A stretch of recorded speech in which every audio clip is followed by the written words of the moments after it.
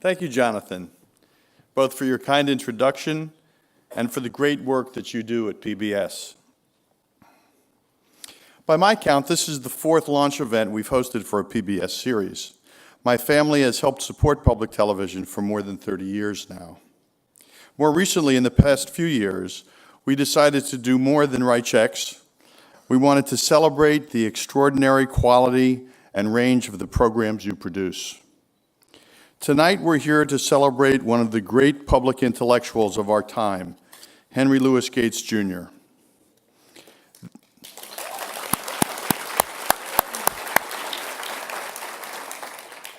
There's a brief bio in your program, so there's no need for me to repeat what you may already know or can easily read. I prefer to speak from the heart about my good friend Skip. Among his unparalleled strengths is his rare gift for bringing history to life through the medium of television. Learning from him in that way provides a safe space for many of us to venture beyond our comfort zones and engage in crucial conversations about race and our common humanity. Moreover, he exudes a warmth that encourages us to pose questions and to rethink our attitudes. Professor Gates is a master storyteller. Along with his revealing genealogy programs, he has enlightened us with riveting swaths of African American history, African American lives, the African Americans, Many Rivers to Cross, Black America since MLK, and Still I Rise. Each one of these series has exposed a crucial and little-told part of our American story. Today we're going to see a preview of Reconstruction, America After the Civil War. The tagline for the program is, quote, "The end of slavery was just the beginning," unquote. That line aptly captures the contradictions of that period in our history, but it still echoes strongly today. While the civil rights movement has led to much progress, we're learning just how fragile that progress can be. I wish I could say that Reconstruction is just a well-produced look at the past, but it's also poignantly timely. The paradox of Reconstruction is still with us. Professor Gates has written or edited more than 30 books and made nearly 20 films. He's won countless awards and garnered well-deserved celebrity. Skip, as your friend and admirer, I hope that you'll continue to go from strength to strength. Before you come up to the podium, we want to give our guests a preview of Reconstruction, America After the Civil War. I know you're going to all enjoy this excerpt from Professor Gates' important new series. I want to recognize my wife, Abby, here in the front row.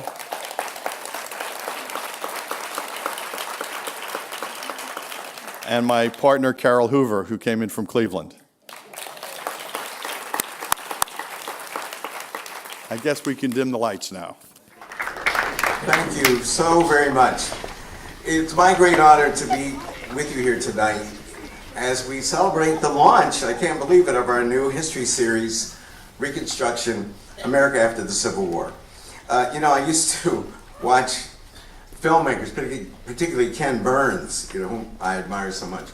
At the beginning of these events, he'd thank the people who funded him, and I thought, wow, how do you do that? That's kind of corny, that's kind of quaint. Then I started having to raise money to produce films. So first of all, I'd like to thank our generous hosts this evening, Howard and Abby Milstein. Give it up for Howard.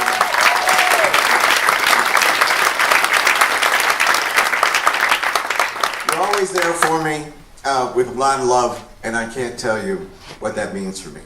Your continued support of my work is so deeply appreciated, and we're especially lucky for your generosity in creating a party like this. I looked up, I didn't know who was going to be here, to tell you the truth, because we're doing all these events, and I wasn't sure what the audience would be. I felt like it was at the end of The Wizard of Oz, and you were there, and you were there, and you were there. Bill Moyers was there, Zadie Smith is here, Anthony Abbey is here, half of my family's here, including my brother, who, Dr. Paul Gates, if I don't say that, I'll take shit for the next year. So I have to say, the Chief of Dentistry at Bronx Lebanon Hospital, my dear brother, Paul Edward Gates, I don't know where he is. He's here somewhere. I want to thank my friend Whoopi Goldberg for agreeing to host this evening. with Howard and Abby. We're sorry that Whoopi couldn't join us this evening. She's busy polishing her remarks to kick Donald Trump's behind tomorrow morning on The Voice. But we wish her well as she recovers, unfortunately, from pneumonia. And thank you, Louise, and our great New York Historical Society for allowing us to enjoy this remarkably beautiful space and letting our guests explore Black citizenship in the age of Jim Crow, a marvelous exhibition which we all get to look at after our event. I'd also like to thank our PBS production partner, WETA, WETA in Washington. Thank you to the amazing team at WETA, directed by my old and dear friend, we've been friends for 50 years, Sharon Percy Rockefeller, for all that they do for our films. And thank Pat Harrison for your leadership at the Corporation for Public Broadcasting. We're grateful for your ongoing support of this series and numerous other projects. And a special thanks to Paula Kerger, Perry Simon, Bill Gardner, and PBS for allowing us to bring a series like this to you all. And thank you, Jonathan Barzilay, for being here tonight and your kind words in support of the series. We couldn't do this without PBS. Who else is going to let us make a 4-hour series about Reconstruction and its rollback, redemption? Only PBS. Give it up for PBS, please.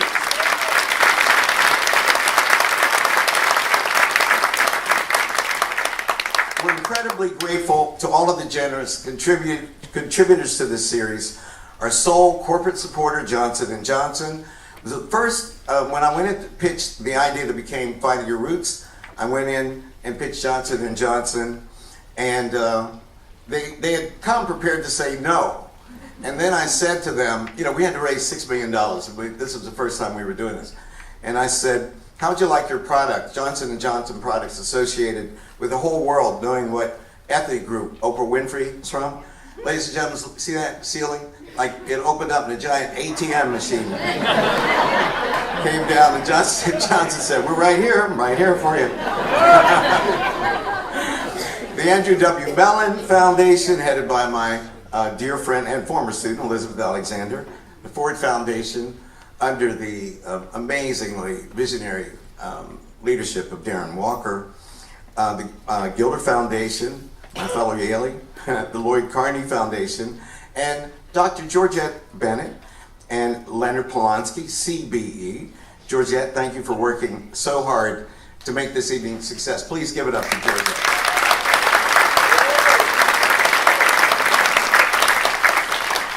I want to acknowledge our incredible team that helped produce the series. My production partner and executive producer, whose flight was delayed from Turks and Caicos. She'll be coming in here at some point.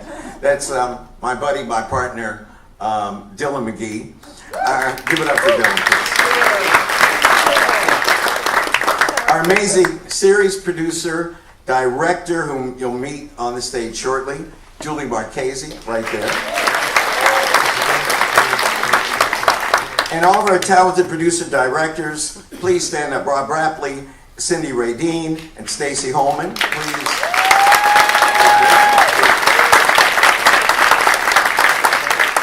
The entire production team who worked tirelessly on this series, especially Asako Gladjo, Deb Porfido, Rob Yakishin, and our amazing senior story producer with 4 degrees from Harvard, including a JD and a PhD, my buddy, Dr. Kevin Burke. Please stand up.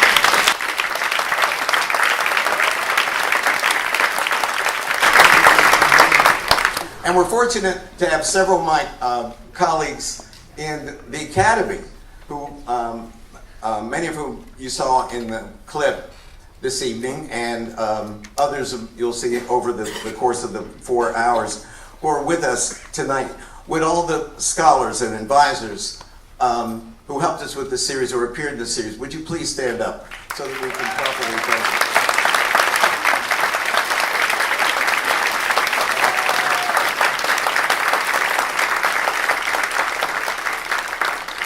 And I'm especially grateful this evening to be surrounded by a circle of love from my family and friends, going back to Cumberland, Maryland, which is halfway between Pittsburgh and Washington, where my family on both sides lived for 200 years. I'm a Redmond, Darrell on my mother's side, and a Redmond on my father's side, which is what makes me so peculiar, if you're wondering about that. And Piedmont, West Virginia. There are 5 women here whom I met on the last day of August, 1956. You know what the venue was? First grade. And they are here tonight with the Princesses of Piedmont, West Virginia. Please stand up. My oldest and my dearest friend.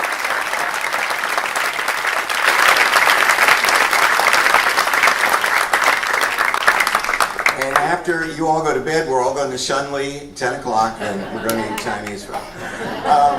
So why Reconstruction and why now? Well, Reconstruction, as you all know, was the period following the Civil War between 1865 and 1877, when black people experienced more freedom and rights than at any other time in American history. It was the embodiment of Lincoln's new birth of freedom from the Gettysburg Address, or what scholars later have called America's second founding. And most schools don't teach much about Reconstruction, basically skipping from Lee's surrender at Appomattox to Rosa Parks, Dr. King, and the Civil Rights Movement, leaving lots of students wondering why, if Lincoln freed the slaves, why do we need a civil rights movement? So after celebrating the triumphs black people made under Reconstruction, we ask, how could black men be given the vote in 1867 in the former Confederate states and in 1870 nationally through the 15th Amendment, but then be systematically deprived of the vote 20 years later? How can America fight our costliest war to end slavery and save the Union at the cost of 750,000 lives, yet see Jim Crow established as the law of the land by the Supreme Court of the United States and other forms of economic neo-slavery, effectively creating a de facto apartheid state, just 31 years, 1896, after the end of the Civil War? Dr. Du Bois, as you heard me cite in the film, said so brilliantly of Reconstruction. The slave went free, stood a brief moment in the sun, and then moved back again towards slavery. And that's the sad story that we tell. You know, I recently, someone sent me a link, which I shared with David and Eric, to a speech that Dr. King delivered just about a month before he was killed. And it was a speech about, it was on what would have been the 100th anniversary of W.E.B. Du Bois's birth. But he focused on the significance of Du Bois's magisterial study of Reconstruction, Black Reconstruction, published in 1935. And this is what Dr. King said, and I quote, "To understand why his study of the Reconstruction was a monumental achievement, it's necessary to see it in context.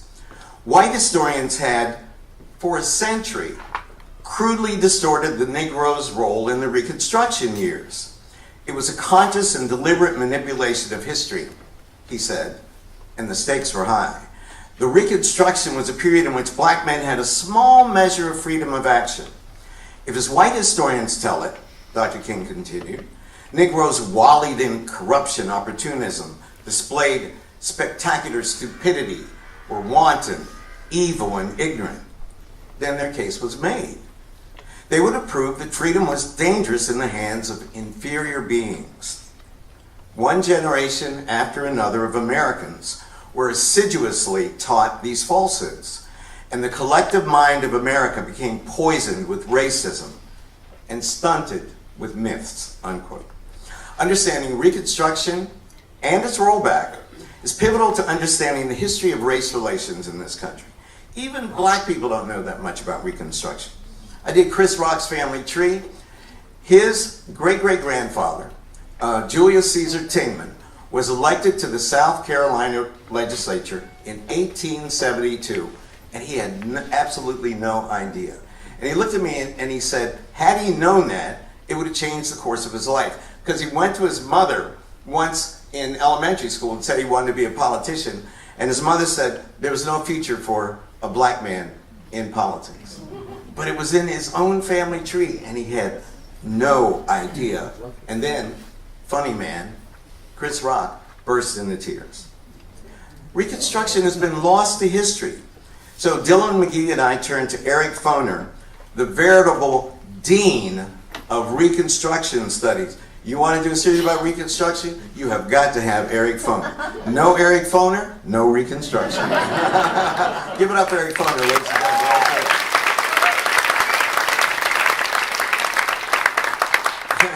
I ask Eric, baby, please, Eric, please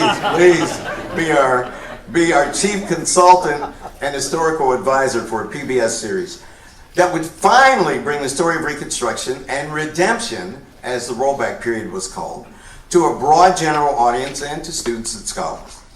Eric has done more to refute the racist fabrications of his predecessors at Columbia, ironically enough, the Dunning School of Reconstruction historians, and more to revolutionize how we understand the remarkable achievements that black people and their white allies accomplished during Reconstruction than any other single scholar since the great Du Bois himself.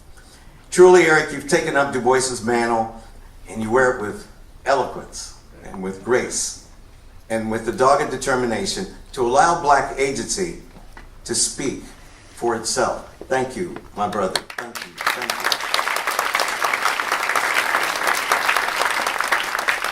And once Eric was on board, we turned to other major scholars of Reconstruction, including David Blight, who knows more about Frederick Douglass than Frederick Douglass knew about himself. And you all, if you haven't read David Blight's Douglass, you have got to read it. Literally, I learned something. I've been studying Douglass since graduate school, and I learned something new on every page of this fabulous, fabulous biography. And Dylan and I bought the documentary rights. So give it up for David Blight. And we turn to Kimberly Crenshaw, professor of law not only at UCLA, but also at Columbia and the London School of Economics, who is the brilliant person who invented the concept of intersectionality. Give it up for Kim Crenshaw. And we turn to Julie Marchese to head our team. What are the remarkable highlights of Reconstruction? Wow, imagine the excitement of freedmen, women, and freedmen. First and foremost, think about the redefinition of citizenship and rights for black people and all Americans through the civil rights laws and the three constitutional amendments, the 13th, the 14th in 1868, 13th, of course, abolished slavery, the 14th established birthright citizenship, due process and equal protection, and the 15th, which gave black men the right to vote. The Congress passed 4 Reconstruction Acts between 1867 and 68. The Reconstruction Acts carved the defeated Confederate states, 10, with the exception of Tennessee, into 5 military districts and required them to hold elections for new constitutional conventions, which couldn't be legitimate unless black men were given the right to vote. Now keep in mind, this is one of the amazing facts of this period, which is such a shock. Keep in mind that black men could only vote in the North in the 5 New England states, plus New York, if you had $250 worth of property, which is why we ultimately needed the 15th Amendment in addition to the Civil Rights Act of 1866. The right to vote led to tremendous grassroots ferment among black men and women in 1867, which we think of as the first Freedom Summer. Over 80% of black men in the former Confederate states registered to vote. Over 80%. Think about it. 1860, 90% of our people were enslaved, and 99.9% of them were illiterate. And in 1867, 80% of the male segment of the formerly enslaved population registered to vote. That's incredible. That is an incredible thing. And then in 1868, 500,000 of them cast their votes for Ulysses S. Grant. Grant only won the popular vote by 300,000 votes. So it's not too much to say that those 500,000 African American voters made the difference. Black men, former slaves, largely illiterate, from the former Confederate states, had elected a president of the United States. About 2,000 black office holders were elected at every level of government, And by 1901, there had been a total of 20 black representatives and 2 senators elected to the United States Congress. And of course, at the same time, African Americans built the black community in freedom, reuniting families through ads in newspapers, building churches, schools, the South's first state-funded public school systems, and founding colleges such as Howard and Shaw and the other historically black universities. That's the good news. The bad news is that these gains were rolled back systematically through conservative Supreme Court decisions in Washington and new constitutional conventions in the South. Just to give you one dramatic example, in Louisiana, in 1894, 130,000 black men were registered to vote. Then happened the State Convention of 1898. 10 years later, after 1894, in the year 1904, the number of black men registered to vote in the state of Louisiana had been reduced to 1,342. The rollback of Reconstruction lasted far longer than Reconstruction itself, and it continues to this day. This is why the history of Reconstruction matters, because the problems that emerged during Reconstruction have never been resolved. Brian Stevenson, whom we all love, said in an interview so memorably, and I quote, "I actually think the great evil of American slavery wasn't involuntary servitude and forced labor. The true evil of American slavery was the narrative we created to justify it. They made up this ideology of white supremacy that can't be reconciled with our Constitution, that can't be reconciled with the commitment to fair and just treatment of all people. They made it up so they could feel comfortable while enslaving other people." Slavery, Brian concludes, didn't end in 1865. It just evolved. The North won the Civil War, but the South won the narrative war. Now it's time to change the narrative. That's our aim in this series. The series, the issues central to Reconstruction, think about them. Who's a citizen? Who has the right to vote? Terrorist violence. The relationship between economic democracy and political democracy. Those issues continue to roil our society and our politics today, making an understanding of Reconstruction even more vital, even more urgent.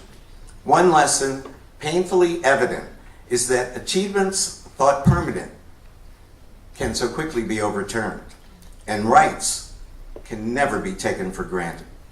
We're certainly seeing this today, unfortunately, in the new surge of white supremacist rhetoric, hate speech, birtherism, the attack on affirmative action in the courts, gerrymandering and voter suppression, xenophobia across the board, questions about the fundamentals of birthright citizenship, and anti-immigrant prejudice. Dylan McGee and I made this series to show that if our ancestors, the freed women and freed men, and their allies, could get through the nightmare of the rollback of Reconstruction through the imposition of Jim Crow, the low point, the nadir, as Rayford Logan called it, in American race relations, then we can and we must do it again today.